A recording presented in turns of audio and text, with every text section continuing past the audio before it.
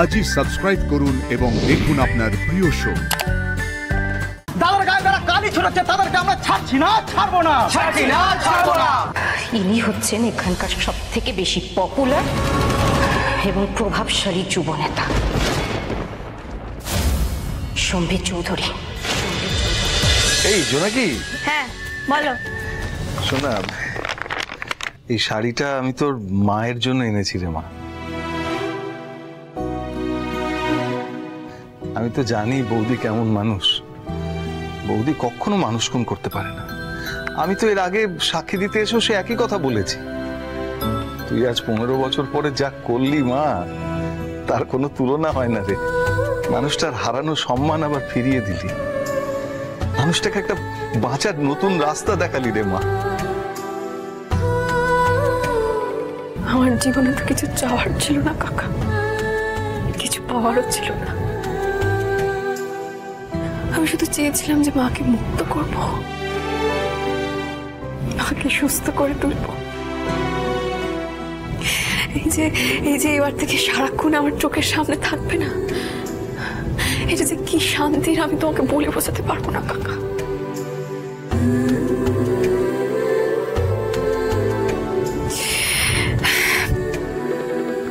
ও মায়ের সাথে দেখা হয়নি না? আসলে এত সকালবেলায় তো মা মনে হয় ঘুমোচ্ছে, বুঝলে? না না, থাক থাক, ডাকতে হবে না, তুই শাড়িটা ধর।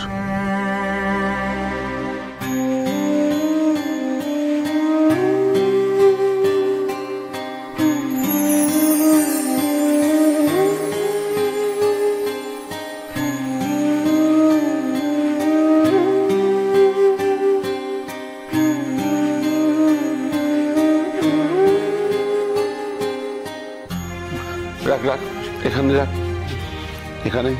হ্যাঁ এখানে। আচ্ছা, আরো তো প্লেট লাগবে। এইটা এখানে কেন রেখেছিস বাবা? এটাকে ইয়ে করা, ইয়ে ব্রেকফাস্ট সার্ভড।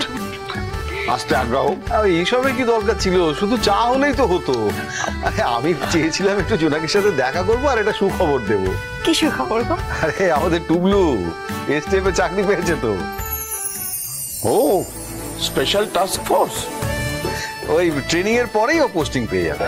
মা টুবলু, তুই এসটিএফ এ চাকরি পেয়েছিস? এটা তো কি ভালো খবর রে। এ টুবলু, এটা কিন্তু খুব ঝুঁকির কাজ, তুই কিন্তু ভালো করে ট্রেনিং নিবি। হ্যাঁ একদম চিন্তা করিস না, ছোটবেলা থেকেই আমার স্বপ্ন ছিল দেশকে রক্ষা করার।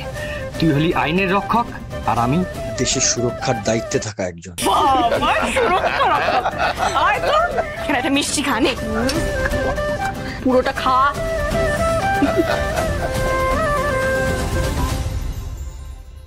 দেখেছিস আজকে কাগজে কি লিখেছে? উঠতি যুব নেতা সম্বিত চৌধুরীর বিরুদ্ধে শ্লীলতাহানির অভিযোগ। এই নিয়ে রাজ্য রাজনীতি তোলপাড়। আরে কি যে হচ্ছে দেশে! আরে নেতারাই যদি এসব করে তাহলে আপনি কাকে বিশ্বাস করবেন বলুন? সাধারণ মানুষকে না বাঁচতে দেবে না। কিচ্ছু হবে না, ওই কদিন ধরে লেখালেখি হবে, তারপর টাকা দিয়ে সব ধামাচাপা দিয়ে দেবে। স্বাভাবিক ক্ষমতা আর টাকার খেলা।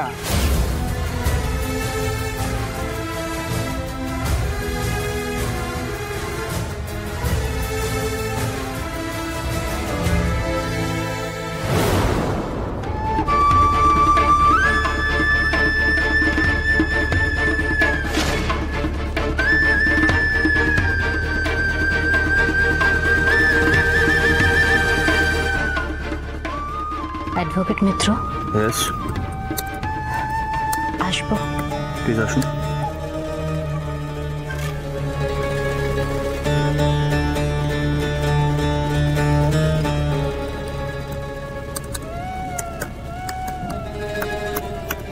বসুন।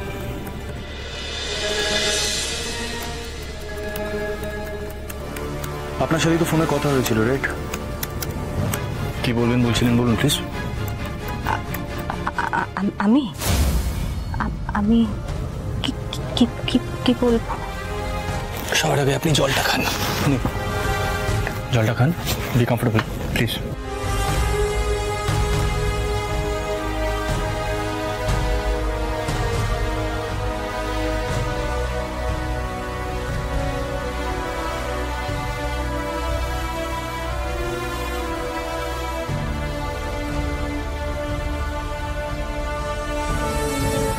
নাও বি কমফোর্টেবল। যেটা বলতে এসেছেন সেটা বলুন। আমি আমি অনেক আশা করে আপনার কাছে এসেছি স্যার। আমি আমি মলেস্টেশনের ভিকটিম স্যার।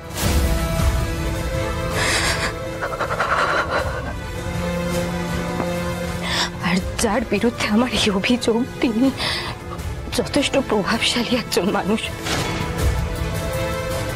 তাই আমাকে এক থানা থেকে আরেক থানায় শুধু ছুটে বেড়াতে হচ্ছে। কেউ আমার কেসটা নিতে চাইছে না স্যার। আমি তাই অনেক আশা নিয়ে আপনার কাছে ছুটে এসেছি। তাই আমি জানি যে আপনি শুধু সত্যের হয়ে লড়াই করেন। কোর্টরুমে আপনি কোনো রকম কোনো মিথ্যেকে টিকতে দেন না। তাই আপনি আমার শেষ ভরসা স্যার। আর আপনিও যদি অভিযুক্ত নাম শুনে আমার কেসটা নিতে রাজি না হন, তাহলে আমি ধরে নেব যে ক্ষমতা আর টাকার সামনে আইনও যে মাথা নত করে, সেটা এতদিন ধরে যা শুনেছি, যা দেখেছি, সবটা সত্যি। সত্যের জন্য লড়াই করবার মতো কারোর সাহসও নেই, জোরও নেই।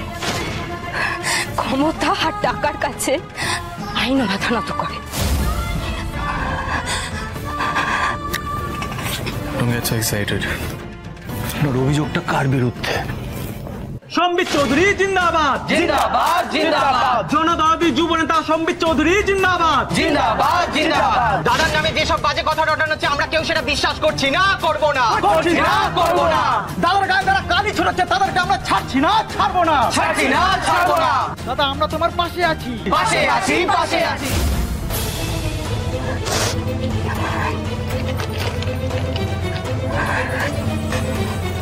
দেখুন, খবরের কাগজে বেরিয়েছে, ইনি হচ্ছেন এখানকার সব থেকে বেশি পপুলার এবং প্রভাবশালী যুব নেতা।